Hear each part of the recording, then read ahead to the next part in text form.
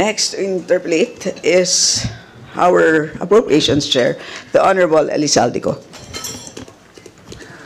Magandang araw po sa ating lahat. Nakita po natin kahapon ang part 1 ng video message ni Vice President Sara Duterte kung saan nililihis na naman niya ang mga issue.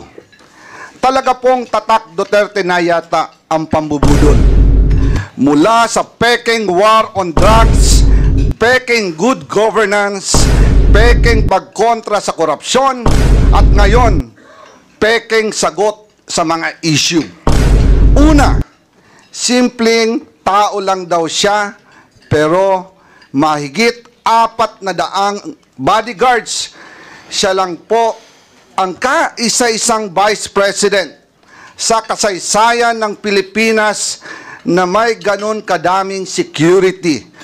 May sarili pang Vice Presidential Security Group. Never happened in the history of the Philippines. Nag-iisa nga siyang humarap sa pagdinig ng Committee on Appropriations, pero sangkaterba naman ang bodyguard sa labas ng conference room. Humiling pa ng pagkain para sa 100 gwardiya na dala-dala niya at hindi naman kinain. Hindi po ba't pang-iinsulto at pag-aaksaya ito ng resources ng gobyerno? Pangalawa, sinasabi niya, hindi lang daw sanay ang ilang miyembro ng Kongreso na hindi makuha ang sagot na gusto nila. Karapatan at trabaho ng Kongreso ang pagbubusisi ng budget.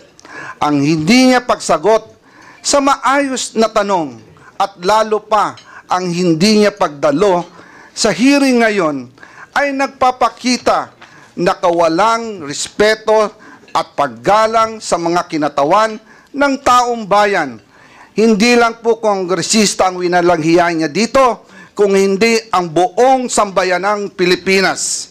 Tinatakpan niya ang hindi pagsagot sa tanong sa pamamagitan ng pag-iinsulto sa mga kongresista na ginawa lang naman ng kanilang mga trabaho. Gusto nila ang interbranch courtesy, pero siya mismo walang kortesiya sa Kongreso. Pangatlo, malinaw na pambubudol o panlilinlang sa mga Pilipino ang pagsasabi niyang kinikilala niya ang kapangyarihan ng Kongreso sa budget. Malinaw naman sa tao, live sa TV at internet, kung ano ang kanyang asal. Wala siyang sinagot ni isa man lang na tanong ng mga kongresista. Abogado pa naman siya, pero mukhang absent siya nung tinuro ang prinsipyo ng separation of powers at Kongreso bilang co-equal, kapantay ng sangay ng gobyerno ng ehekutibo. Batay sa ating representative democracy, ang mga kongresista ay binoto bilang kinatawan ng taong bayan. Kaya kapag ang isang kongresista ay nagtatanong sa paggamit ng budget, siya ay nagtatanong hindi lang bilang individual, kundi bilang kinatawan ng Pilipinong bumoto sa kanya. Demokrasya at hindi po tayo monarkiya. Wala tayong hari at reyna. Sunset na po ang dating administrasyon. Kaya wala pong karapatan ang ating mga halal na opisyal na umastang parang masasakupan niya lang ang mga kinatawang ng taong bayan. Pang-apat, paulit-ulit niyang sinasabi, I will defer to the wisdom of Congress. Pero hindi naman po ito totoo. Kasi kung totoo ito, sasagutin niya mga tanong ng mga mambabatas, lalo na sa issue ng confidential funds. Naalala ko last year, kinausap namin si BP Sara at ang kanyang mga trusted aides tungkol sa 2024 budget. Sinabi niya noong, ituloy nyo yan, meaning yung confidential funds, dahil kaya niya daw ito i-justify. Mabuti na lang at hindi namin itinuloy. Kung hindi, magsisisi kami dahil ang pondo ng taong bayan ang pinag-uusapan dito at tandaan, COA at hindi Kongreso ang nagsasabing mali ang paggamit ng 73 million sa 125 million confidential funds na ginamit lang sa loob ng 11 days. Talo pa po dito ang pondo ng Napoles Fund na gamit ng 60 days. Ito po, 11 days lang. And ngayon, bibigyan pa ba natin siya ng 2 billion na pang gagastos daw sa mahihirap? Ibigay po natin to sa tamang ahensya. Huwag po nating ayahan na waldasin na naman ang kahit pisong sintimo na dapat natin bantayan. Politika daw ang dahilan ng umano'y panggigipit sa kanya ng Kongreso. Nanunood kaya siya ng budget hearings?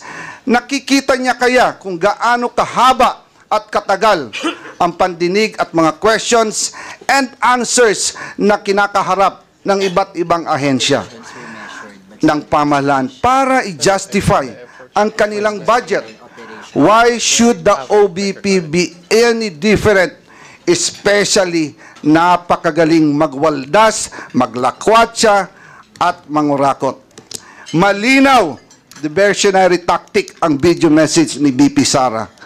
Tulad ng tatay niya, gusto niyang ilihis ang usapin sa tunay ng isyong kinakaharap niya. Ayaw niya kasing magpaliwanag. 125 million confidential funds spent in 11 days at nagsabi mismo ang COA na mali ang paggastos nito. Kung bakit kulelat ang mga batang Pilipino sa math and science sa ilalim ng panunungkulan niya bilang DepEd Secretary. Kung bakit sirang gatas, may insekto at inaamag na Nutriban ang pinamimigay sa mga mag-aaral. Kung bakit malala ang korupsyon sa DepEd at palpak ang kanyang panunungkulan dahil tamad at hindi siya pumapasok kahit minsan sa Department of Education. At higit sa lahat, kung bakit sa gitna ng lahat na kapalpakan at katiwalian, ito ay dapat siyang pagkatiwalaan pa ng 2 billion sa 2025. Briefing suspended.